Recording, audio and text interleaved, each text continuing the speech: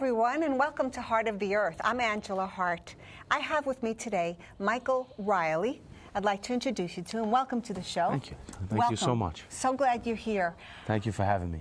Wow. Michael is not only involved with our education here on Staten Island, but he's also a former policeman. And I'm going to let him tell you all about his background. I'm doubly blessed because he represents two of my favorite, two out of the three, ministers, policemen, and people in education are my favorite guests. And he represents two out of the three, unless you tell me you're a minister too, and I didn't know it. No, I'm not a minister. Okay, so two out of the three, so I'm doubly blessed. So please, tell us about your policeman background and what you're doing in education these days. Okay. Well, I started out in the police department in 1993. I became a police officer and got assigned to Midtown North Precinct, which is in Manhattan. Then in 2000, I was promoted to sergeant, and I moved on to the 67th Precinct in Brooklyn. And then in 2004, I became a lieutenant in the police department, and I was assigned to the 90th Precinct. Unfortunately, my career was cut short at lieutenant. I was involved in a motor vehicle accident while on duty, and I had to retire. Mm-hmm. We were chasing a stolen motorcycle, and we had a crash. So when I retired, I have young kids. I have 3 children who are now 7, 10, and 13. Congratulations. Thank you, thank you. So right now they're in 2nd grade, 5th grade, and 8th grade. So in 2006, when I retired, I started helping out at school. And I started a stop, drop, and go program, which is where the parents can pull up to the curb, the volunteers and some staff members take the students out of the vehicle so they can safely get into school. I like that. And it would cut down on traffic congestion as well, and dangers around the school. So I did that for a few years, volunteering to do that. And then an opening occurred on the Community Education Council, which is the school board under Mayoral Control that was passed in 2004. The school boards for districts were revamped and realigned to become community education councils. Okay. So they're made up of 9 elected parent volunteers and 2 parents appointed by the borough president of each borough. And each district is the same makeup. Okay. So there's 32 school districts that have that, and 2 citywide councils. 32 districts have 11-member panels for each one? Correct. Wow, that's a lot of volunteers that are in the schools. Absolutely, it is. And you know, these are community members. Most of them are parents in the community who have a vested interest that they're trying to help improve education throughout the city. And you're the president now of the council. I'm the president of the council for District 31, which is Staten Island. Now, Staten Island is, thank you very much. Now, Staten Island is it's very unique when it comes to the New York City School District, because under state law, New York City as a whole is one district, but like I said, we're broken down into 32 local districts, and then we also have like special ed district and some other districts. Oh my gosh. So there are quite a few, but when we think about Staten Island in education, it's really unique because we're the only borough that has one district for education. Every other borough, I should say, has multiple districts. Wow. Like Brooklyn, I think, has 10. Manhattan has 9. Queens has quite a few. So like I said, Staten Island, we're the only district. We're actually the largest geographical school district in New York City, and we also have the most schools. How many students does that represent, would you say? So community education councils represent kindergarten through 8th graders. Okay. So when you look at just that population of students, we represent 60,000 families. Oh, you are busy. Yeah, you are 60,000 very busy. students. Tell me more for just a minute, if you would. By the way, viewers, my guest was on New York One today. He was a panelist? Yes, I was a panelist. And what did you discuss on New York One? It had to do with policeman issues? Yes, we were discussing the recent uptick in violence, especially surrounding gun violence. Against policemen? Well, it's actually against the community at whole, because we have a spike recently on Staten Island of shootings. We have 2 homicides by gunshots. So this whole conversation was about how can we improve the community and police relationships, and maybe mentor the younger kids so they come out of that path of violence. So like IS 49, for instance, one of our schools. Yeah, well, yes, one of our intermediate schools on Staten Island. It's known for being in a tough part of town. It is. So there are a lot of challenges in that community, and one positive thing that because I've visited that school several times, because I've actually visited quite a bit of our schools on Staten Island. Not every one of them, but most. I actually volunteer and give internet safety and cyberbullying parent workshops. Oh, I love that. And children assemblies. So I'm able to interact with the students and the families. And this isn't part of your job with the council. By the way, you're all unpaid. We're all unpaid volunteers, yes. Volunteers. And so it's not even part of that necessarily, just something else you've taken on to? Yes, and I strictly do it as a volunteer. Thank you. God bless you. That's fantastic. The kids and families, they're so lucky to have you. Thank you. Thank you. I'm blessed to be able to provide that as a free tool for schools, so it doesn't have to impact their budgets. And I'm a resource. I'm a free resource. Tell me about the courses. What's involved with them? Well, what I usually do is it's usually an assembly for the students. I show a PowerPoint. I have 2 or 3 videos that I show them. What's the content about? So the content's about... Tell the viewers, because I'm sure they'd like to get more involved if they hear about it. Yes, no, absolutely. Then you can have all the schools calling you and say, come and do it for us. So they have... we talk about how you should guard your information, especially with social media like Facebook, Twitter, Instagram. Children today are posting a lot of information, personal information, like their address, their phone numbers, pictures of family members. So what we try and do is I try and get that message out that you don't want to put out that pertinent information because strangers can see it. And it's just like when we were kids and we talked about stranger danger.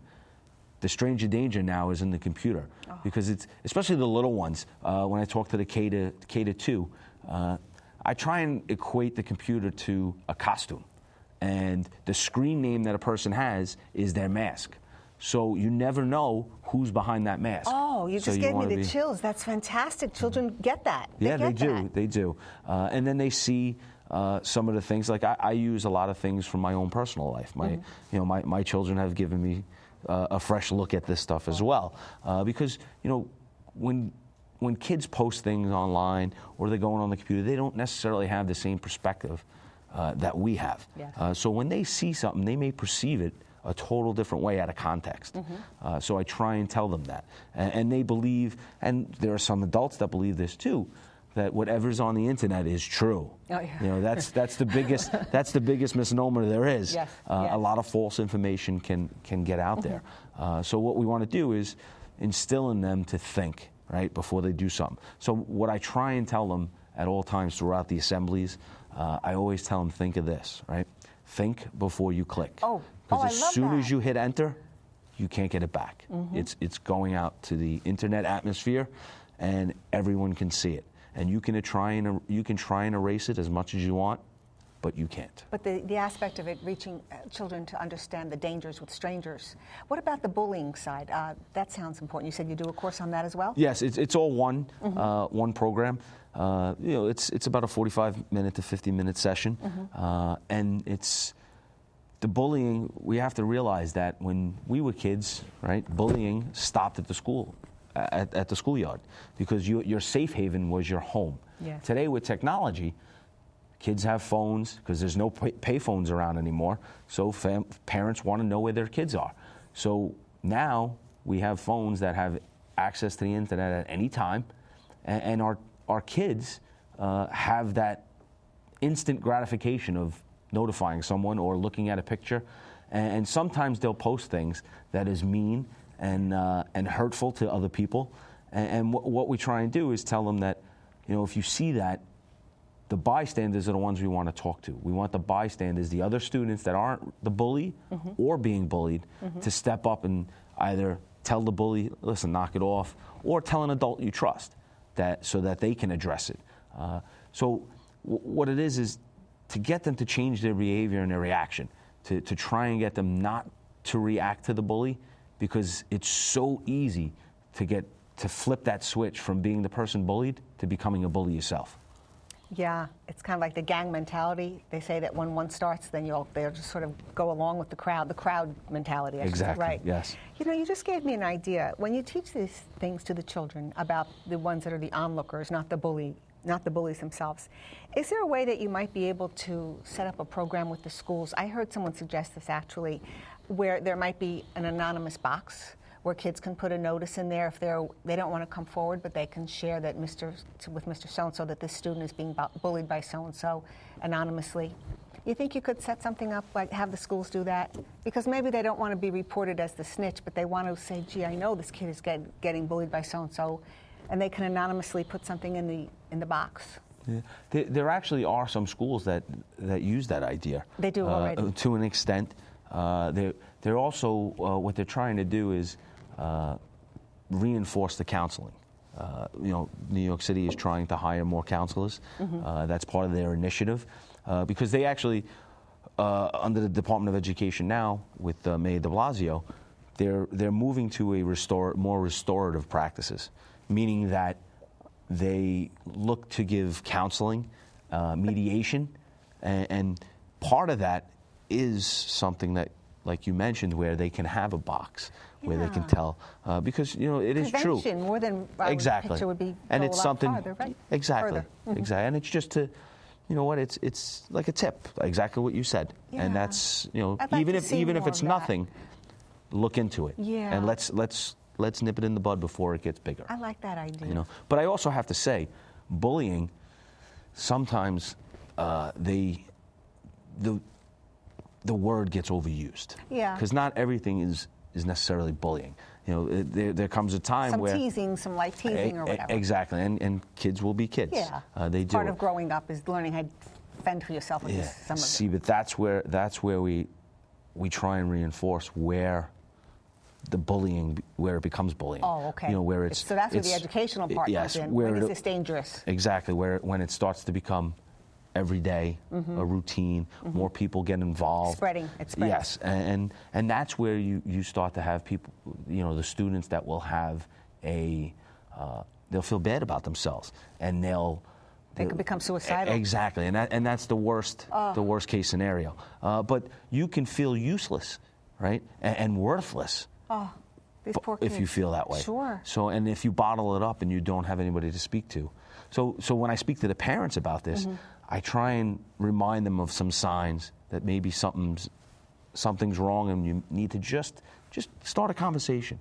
You know, be vigilant. What would basically. some of the signs be? Well, for the viewers that might be watching, and we might be able to help save a kid's life right now. Yeah. Well, some of the signs, maybe they don't hang out with the same kids that they used to. Maybe they no longer want to participate in the same crowds that they were with. If your child is older and they carry their cell phone everywhere they go and they never ever leave home without it, and then all of a sudden a day or two they don't have their phone and they don't even say anything, because then it goes to show you that maybe that thing is coming from the phone. Maybe they're getting text messages. Maybe they're getting text messages. Maybe they're social media sites that are on their phones. So it's something they're trying to avoid. When you walk into a room and they quickly close their laptop or they change the screen, things like that. But it doesn't necessarily all have to be about technology. It can also be maybe they don't want to go to this. Maybe they're in soccer and they don't want to go to their soccer game anymore. Something's up. Because something may be bothering them. But that sounds to me like we're a segue into possible abuse, sexual abuse or other kinds of abuse. Could be indicative. Oh, absolutely. Right? So you have to, you know, if you gather more information and it leads to that, then yes, you know, you have to look into that. Especially, you know, when you see them acting out like anger and stuff like that, you want to get them help. And it's not a bad thing to ask for help. Right, exactly. So we want to be able to. You're there for the parents and the kids. Exactly. While we're on the subject, are there any programs to help children, especially because of the internet and because of the predators that come across the internet? Are there any courses out there where they're aggressively teaching the children to be aware of these situations, and especially of other young girls, for instance, that might know a friend who met someone on the internet and she thinks he's 12 or 15 and he's 50? Yes. Are there any educational programs for the kids about this in the schools? Usually the schools do a whole internet safety They do. presentation. It's at least yes, they start out just like the stranger danger. Yes. And many of the schools in Staten Island have incorporated my assembly and my and parent presentations into that course. So they use it as part of it. Do you have a website or a Facebook page where people can get a hold of this? I don't have the material uploaded. No, but they can contact me. I can email them what I can. How should they contact you? My email address is cecmike@verizon.net, and I'm also on Facebook under Michael Reilly. So if I can help in any way, I use my Facebook for community awareness. I post traffic alerts. I post crime alerts, and I share fundraisers for not-for-profits, and generally it's around education issues and safety issues, public safety. So if I can help in any way, please feel free to reach out. Wonderful. I'm sure there's a lot of Michael Reillys on Facebook. This happens when I look up friends who have a somewhat common name. How do we find the right one? I guess scroll down till we find the picture. Is there a shortcut, do you know? I don't have a shortcut. I don't even know if such a thing exists. I just don't know how sometimes. Well, there's a picture of me. Oh, yeah. And, you have to scroll down to find the right one. But if you see it and it says, I have the Community Education Council Facebook page linked to it as well. Oh, good. Okay. So you may be able to find me through that. Or search. Yes. Google search. So if you search through Facebook in the search bar, you can actually look up Community Education Council 31, and that page will come up, and then you may be able to find me off that. I'm going to follow you now that I know how to. Oh, thank you. Well, inasmuch as the name of our what did we say the title was going to be? Mayoral Control of New York City Schools. That's the name of the topic of the show. We should talk about that. Yes. What are the key issues surrounding the mayor's control and/or not control? What are the hot topics right now? Well, the hot topic about mayoral control, and this started way back in 2004 under Mayor Bloomberg. He wanted to have control of the schools, and it kind of makes sense because the mayor is the executive of New York City, right? So we had New York City schools, and we have over 1.1 million students. Wow. But the mayor had to hold the purse to fund the schools, but the chancellor and the school board for the city actually didn't have to listen to anything the mayor would say. So you're dumping the money in, but you have no say over what's going on. So there were many years ago when they had the local school boards and the big school board for New York City and a separate chancellor that wasn't accountable to anyone else but the school board, there were some issues. Okay. And by making the mayor accountable for the schools, there becomes a little bit of a checks and balances. And it could be, how did you do with our schools? How did you educate our children? How are you funding our schools? Mm-hmm. So now, since you're responsible for the budget along with the New York City Council, you're now accountable for those 1,600 schools for 1.1 million students. Wow. So, that's a massive. It is. Massive responsibility. What do you enjoy most about working on the Education Council? Helping students and families, and advocating for our schools. Mm-hmm. So whatever they need, I want to make sure that they have a voice. And it's not just me. I'm an elected volunteer. Although under New York State education law, I'm a public officer, I'm still only an elected volunteer. So it's not just my voice. Mm-hmm. We need a collective voice. And our collective voice will probably be heard. And that's what we want. I'm just a vehicle to help that happen. To get it out there.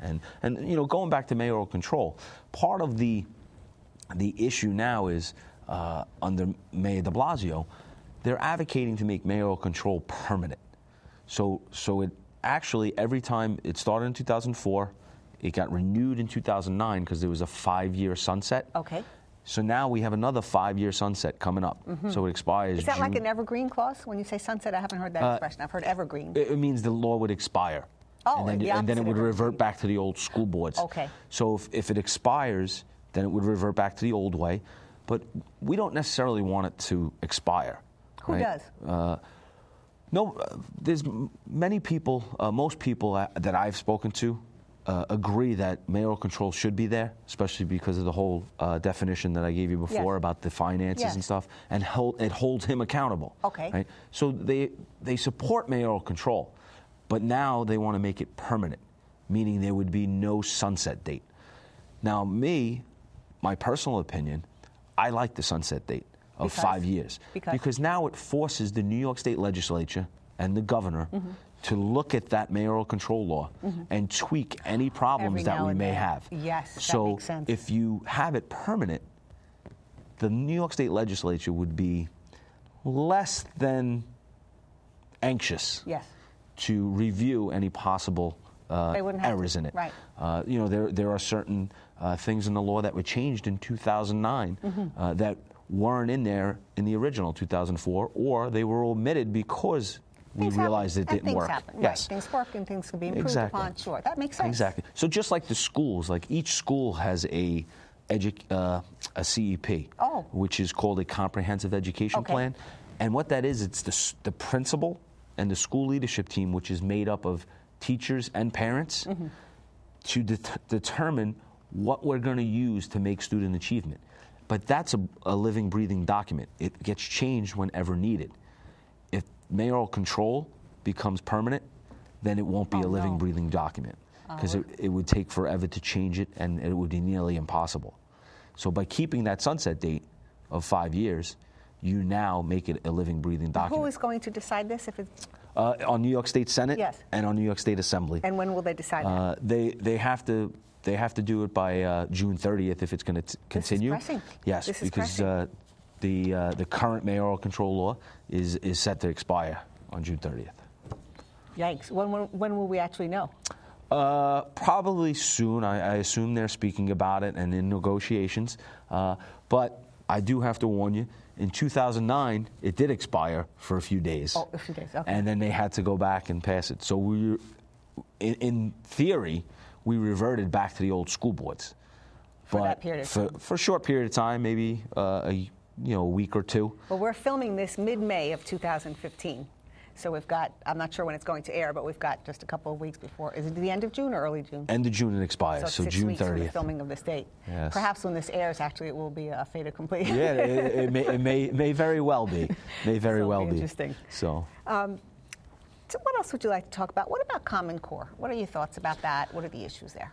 See, Common Core in theory is a good thing. We want to have high standards for our kids, right? Everybody wants to push their kids to get better, to grow. The problem with Common Core that I see is the overemphasis on state tests, and this is across the board, over the nation. About that, yes. We're seeing teaching to the test, and that's unfortunate. We really shouldn't be test driven. We should be learning driven. Learning driven, I would think. And that's when we were in school, you learned the stuff, and then the test came, and you knew what was going to be on it. Right. Now, the way the New York State Board of Regents has put together the test with the New York State Education Department, there's no continuity. This is what I'm hearing. Yeah, it's a big issue. It's very secretive, and we found out that over the past 3 years, when these tests first began, the reading comprehension level, say for the 4th grade test, were at a 5th grade, 6th grade, and sometimes even a 7th or 8th grade level. That's not fair. No, it's not, and it's unfortunate, because I think a lot of that aspect around the test was due to the economic stimulus plan of 2008. Why is it tied into that? Pardon my ignorance. No, it's fine. How the federal government got states to adopt the Common Core, it was through the Race to the Top grant, and that was in the economic stimulus plan. Oh. So what happened was they had states compete, and they had to do certain things. They had to adopt the Common Core standards. They had to acknowledge that they were going to go to computerized testing. They had to acknowledge that they were going to increase the number of charter schools in their state. I didn't know that was part of that. Yes, and the New York State Legislature passed that. And that in 2010, they adopted the Common Core in New York State. And to get that Race to the Top grant, they had to increase the number of charter schools in New York State. And quite often, I think they didn't realize the ramifications that it would have. Such as? Well, right now we have a mandate from the New York State Board of Regents for every public school in New York State. They have to have the bandwidth to give online testing. Right. So, you would think so. Yes. So now they started the Smart School Bond in New York State. And that was on too. the last. It was a proposition during the last election Mm-hmm. What's that in November. It was a $2 billion bond program. Okay. And New York City is scheduled to get $753 million. I think so. But roughly how around does that. this come into play for the students and for the parents? So what the Smart School Bond was supposed to do was to increase technology in the schools by giving them smart boards and computers, which sounds great. Sounds great. They But wanted what? to get rid of the trailers. You know that some schools have on the property? trailers that are classrooms. Yeah. So they want to get rid of them, which Good. I think is great. Good. But the last caveat was technology. They had to be able to get the bandwidth for computerized testing. What's wrong? So, well, our schools in New York City aren't really capable. They don't have the bandwidth to be able to give those tests to all those students. Why can't they get the bandwidth? What's the problem with it's that? funding. So Well, what? can't that $700 million help? Exactly. So, but the $750 million was supposed to get rid of those temporary classrooms. Yeah. And give computers and smart boards to the schools. No. There's not enough to go around if you're using it all for bandwidth. Got it. So that's one of the Wow. issues. This has been fascinating. Do you know the time has flown by? I think we have about 60 seconds left. Where do you see the future in education? Any changes you'd like to see? What would you like to share with the viewers? I'm going to let it end with you. I'm just going to say we're on Tuesday nights, 8:30 p.m., Channel 34 in Staten Island. I hope you'll watch us. Michael, great having you. Share anything you'd like for the last few seconds, 15, 20 seconds. The one thing I'd like to ask is that everybody take a more active role in their community, especially their community school. We want to make sure that we have engagement from the whole community, and that would be the best thing that we can do. Beautiful. Thank you. Bye, everybody. Thanks for watching. Hello again, and thanks for watching. We hope you enjoyed the show. And if you have any thoughts or concerns or ideas for a show or questions, please contact us. Our information is below. And remember, we want to know what's on your heart.